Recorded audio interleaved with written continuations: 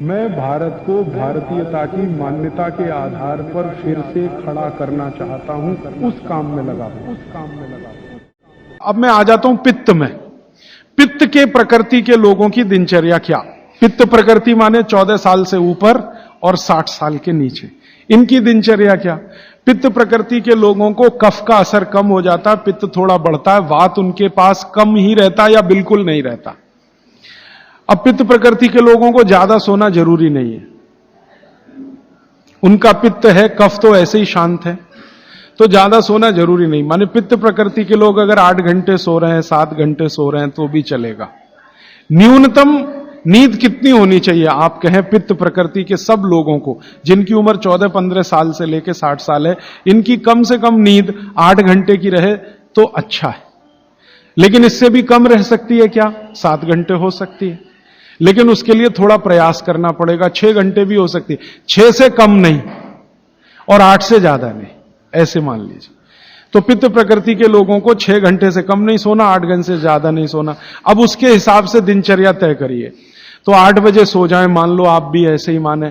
भागवत जी कहते हैं सूर्यास्त के 2 घंटे बाद सो जाएं, बच्चे भी बड़े भी। तो 8 बजे आप सो जाएं, तो 8 से 8 4 बज गए ना, 4 बजे उठें। आपके लिए उठना बहुत जरूरी है। ब्रह्म मुहूर्त में पित्त प्रकृति के लोगों का उठना बहुत आवश्यक है। बच्चे ना उठें तो चलेगा, आपको तो उठना बहुत जरूरी है। क्यों? अगर आप 4 बजे उठते हैं तो अगला पूरा दिन आपका बहुत बेहतरीन और व्यवस्थित है, और 4 के बाद उठेंगे तो पूरा दिन डिस्टर्ब है। क्यों? क्योंकि जो जो करना है आपको वो 4 बजे से लेके ही शुरू होगा। 4 बजे उठे, आपने पानी पिया, जो मैंने पहले ही बता दिया, ऊषा पान जिसको कहते हैं। फिर शौच आदि के लिए आप गए, 10-15 मिनट मान लीजिए उसमें गया। फिर बाहर आप निकले, दंत धावन शब्द इस्तेमाल किया, दंत धावन करें माने दांत साफ करें। अब दांत साफ कैसे करें? पित्त प्रकृति के लोगों को हमेशा दांत ऐसी चीज से साफ करना जो कषाय हो, स्वाद में तिक्त हो। स्वाद में कषाय समझते हैं? कड़वा, जो स्वाद में कड़वा है और तिक्त है, ऐसी चीजों से आपको दांत साफ करना है, क्योंकि प्रकृति आपकी पित्त की है। तो पित्त को कम करना, कंट्रोल करके रखना, यह कषाय और तिक्त स्वाद की चीजों से ही होगा। तो इसका मतलब यह है कि आप नीम का दातुन करें, जो कषाय भी है, तिक्त भी है। भागवत जी ने कॉलगेट के लिए मना किया है। कॉलगेट था ही नहीं तो लिखा भी नहीं है उन्होंने कहा कि आप नीम का दातुन करें। और नीम से भी अच्छा एक दातुन उन्होंने बताया, मदार। मदार समझते हैं? मदार का एक पेड़ होता है, वो कहते हैं नीम से भी अच्छा है, क्योंकि वो और ज्यादा कषाय है और ज्यादा तिक्त। फिर एक है बबूल, फिर एक है अर्जुन। अर्जुन की छाल आपने पिया ना, अर्जुन की दातुन भी होती है। तो ऐसे 12 वृक्ष उन्होंने बताए हैं, नीम है, मदार है, अर्जुन है। फिर ये जो होता है ना आम, बबूल है, आम है, अमरूद है, ऐसे 12 वृक्षों का उन्होंने वर्णन किया है कि इनकी दातुन ही करना, इसके आगे 13वें वृक्ष की नहीं। और वो डिटेल लिखा है किताब में, आप ले सकते। जब उन्होंने आगे लिखा है वो मैं अभी बता दूं। वो ये कहते हैं कि जीवन में जो ऋतु है, ऋतु गर्मी है, फिर सर्दी है, फिर बरसात है, 3 तो मुख्य ऋतुएं हैं, फिर इनकी उप ऋतुएं हैं तो 6 हो जाती है। शरद है, शिशिर है, वसंत है। तो मोटा मोटा बता देता हूं, ज्यादा बारीक आपको याद नहीं रहेगा। वो ये कहते हैं कि जब गर्मी का सीजन है, गर्मी माने अप्रैल से शुरू कर लीजिए, उगादी से शुरू कर लीजिए, नहीं तो आप मकर संक्रांति से ही मान लीजिए। तो मकर संक्रांति से लेकर जब तक गर्मी है माने बारिश नहीं होती, तब तक नीम के दातुन की बात कही उन्होंने। तो इसमें चैत्र भी आएगा, वैशाख भी।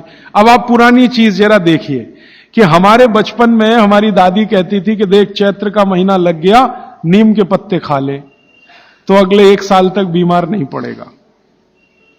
तो वो समय यही आता है जो भागवत जी का कैलकुलेशन। क्यों? ये जो समय है इसमें पित्त को भड़कने से बचाने में सबसे बड़ी मदद ये करेगा नीम। तो नीम का दातुन, नहीं तो बबूल का दातुन, नहीं तो मदार का दातुन, लेकिन गर्मियों में सबसे अच्छा नीम है। दूसरा सबसे अच्छा बबूल है गर्मियों में, और सर्दियों के दिन में सबसे अच्छा दातुन है अमरूद। अमरूद के पेड़ का दातुन सर्दियों में सबसे अच्छा। अमरूद के पेड़ का। और अमरूद के जैसा ही एक और पेड़ होता है, जामुन का भी दातुन करने का नियम बताया है, लेकिन पता नहीं आप तोड़ पाएंगे कि नहीं, लेकिन अमरूद का आसानी से मिल जाएगा। और फिर ज्यादा बारिश के दिनों में जो वो बोलते हैं, तो आम का भी कर सकते हैं, अर्जुन का भी कर सकते हैं। और आप बोलेंगे जी पूरी जिंदगी अगर नीम का ही दातुन करें तो कर सकते हैं। 3 महीने लगातार करके थोड़े दिन छोड़ देना, फिर 3 महीने कर लेना। वो थोड़े दिन छोड़ने का नियम ध्यान रखना। तो फिर आप बोले थोड़े दिन छोड़ दिया तो क्या करें, उस दिन दंत मंजन कर लेना। दंत मंजन के लिए वो ये कहते हैं कि आप जिस एरिया में रह रहे हैं वहां का तेल, और जिस क्षेत्र में रह रहे हैं वहां जो उपलब्ध लवण माने नमक, और जिस क्षेत्र में रह रहे हैं वहां की उपलब्ध हल्दी, ये तीनों मिलाकर आप पाउडर बना के दांत पे घिस सकते हैं। ये बहुत अच्छा दंत मंजन उन्होंने माना। दूसरा दंत मंजन उन्होंने बताया है, गाय के गोबर को सुखाकर जलाएं, उसकी जो राखी है उसमें थोड़ा कपूर मिला दें, थोड़ा सेंधा नमक मिला दें, बहुत अच्छा दंत मंजन। तीसरा वो कहते हैं कि जो त्रिफला चूर्ण, मैंने बार बार आपको बोला त्रिफला चूर्ण है, तो इसको बारीक पीसें। दंत मंजन के लिए बारीक पीसना और खाने के लिए मोटा पीसना। तो बारीक त्रिफला चूर्ण, थोड़ा सेंधा नमक, बस मिला के दांत पे घिसें, तो ये दंत मंजन। ऐसे 8-10 तरह के दंत मंजन है, 12 किस्म की दातुन है। तो आप ये जरूर करें, माने टूथपेस्ट बंद करें। अब क्यों करें टूथपेस्ट बंद? भागवत जी और आधुनिक विज्ञान को जरा जोड़ता हूं। आप पित्त के असर में हैं, जान लीजिए।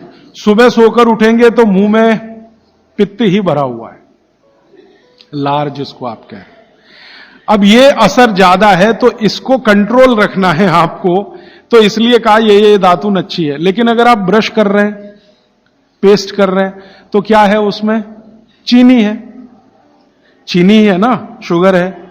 अब वो सैकरीन के रूप में है या किसी भी रूप में शुगर है, और शुगर और पित्त का झगड़ा है। तो सुबह उठते ही अगर आप पेस्ट कर रहे हैं जो मीठा है, तो सर्वनाश है। मीठा ब्रश माने मीठा पेस्ट पित्त में मिलाएं तो पित्त को तो बिल्कुल खराब करेगा ही, और मुंह को भी खराब करेगा।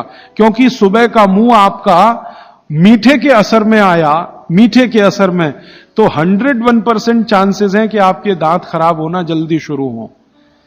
और मेरा ऑब्जर्वेशन है कि जो ज्यादा पेस्ट कर रहे हैं उन्हीं के दांतों में कीड़े सबसे ज्यादा लग रहे हैं। कीड़े लगना माने दांत खराब होना। आप बंद करिए, ये अच्छा नहीं।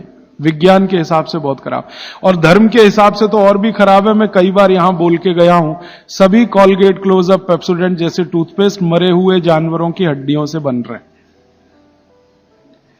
जैसे कॉलगेट बन रहा है मरे हुए सुअर की हड्डियों से। ये प्रयोगशाला में प्रयोग करके हम प्रमाणित करने के बाद बोल रहे हैं आपसे, क्योंकि मैं जानता हूं सामने वाली कंपनी मेरे खिलाफ केस कर सकती है। फिर भी मैं बोल रहा हूं कि कॉलगेट बन रहा है मरे हुए सुअर की हड्डियों से, पेप्सोडेंट बन रहा है मरी हुई गाय की हड्डियों से, क्लोजअप और फॉरहंस बन रहे हैं बकरी और बकरे की हड्डियों से। और अगर आप शाकाहारी हैं, चुस्त जैन हैं, और सवेरे सवेरे हड्डियों को घिस रहे हैं, तो कहां धर्म पालन हो रहा है? और आप तो जैन हैं, तो इतना जान लीजिए कि प्रत्यक्ष हिंसा का जितना पाप है ना, परोक्ष हिंसा का पाप भी उतना ही है। तो किसी कंपनी ने आपके लिए बनाया टूथपेस्ट, माने उसने मारा जानवरों को, उसमें से निकालने के लिए हड्डियां आपके लिए बनाया, तो पाप आपके ऊपर उतना ही है जितना उस मारने वाले के ऊपर है। तो कसाई का पाप अपने सिर पे क्यों लेना? तो क्यों ये कॉलगेट, क्लोजअप बंद कर दीजिए। दातुन पे आइए, नहीं तो दंत मंजन। आप कहेंगे चेन्नई में दातुन नहीं मिलता, नहीं मिलता तो दंत मंजन बताया उन्होंने, वो आप बना लीजिए। तरीका मैंने बता दिया। सभी ऋतुओं में एक दंत मंजन वो कहते हैं कॉमन है, त्रिफला चूर्ण का दंत मंजन किसी भी ऋतु में किया जा सकता है। तो आप उसका ध्यान रखिए।